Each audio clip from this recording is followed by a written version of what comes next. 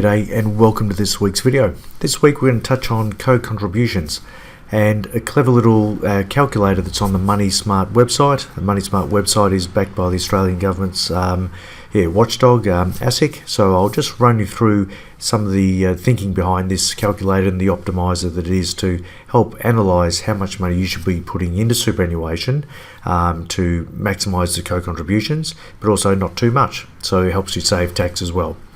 So the figures we're looking at here, you can see the contributions, the income threshold tables, and we can see for the financial year that we're just about to end and the one we're about to go into, this is filmed mid-June 2007, that if your income is below this threshold of $36,000, you put $1,000 into your superannuation, the government will give you the maximum entitlement of $500 directly into your superannuation fund.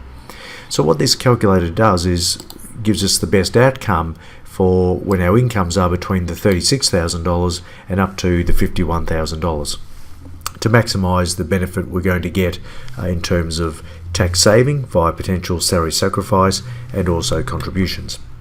So I'll just skip to the optimizer here.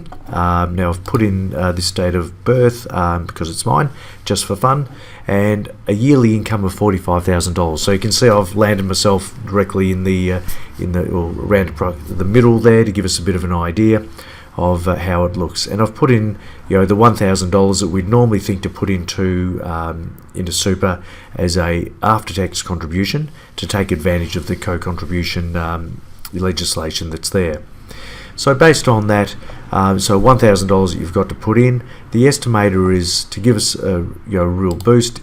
It's suggesting that we put, if we've got $1,000 to put in, that we can put $401 of that into superannuation in an after-tax, a personal contribution, and that'll get us, if we go down to the details here, that if we put in the $401, it'll give us a couple $100 in co-contribution. So that's so make sure that you're not putting a full $1,000 as an after-tax when you could be saving a little. You're not going to get any more than this figure here, the $200.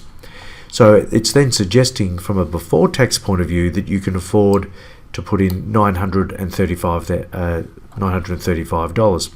And obviously this amount and this amount, when we add the two together, it doesn't equal $1,000. Because what it's assuming up here is the amount you've got to contribute is an after-tax amount. So a before-tax amount of $935, once tax is taken off at 34.5 cents on the dollar, plus that gets you to the $1,000. So that's where you get more bang for your buck if you salary sacrifice that $935 and you make an after-tax contribution of the $400, and so that gives you obviously salary sacrifice of that, which will save you around 24.5 cents on the dollar. And on the $400 that you put in after tax, it's going to give you a 50% return of $201. So again, we'll put some links down below so you can check out this optimizer. I'll also put the links so you can see the thresholds to say, right, if I'm in between these income thresholds, that you can go and work out what's the optimal amount that you can put in your superannuation for this financial year, depending when the video goes out, and into the coming years as well.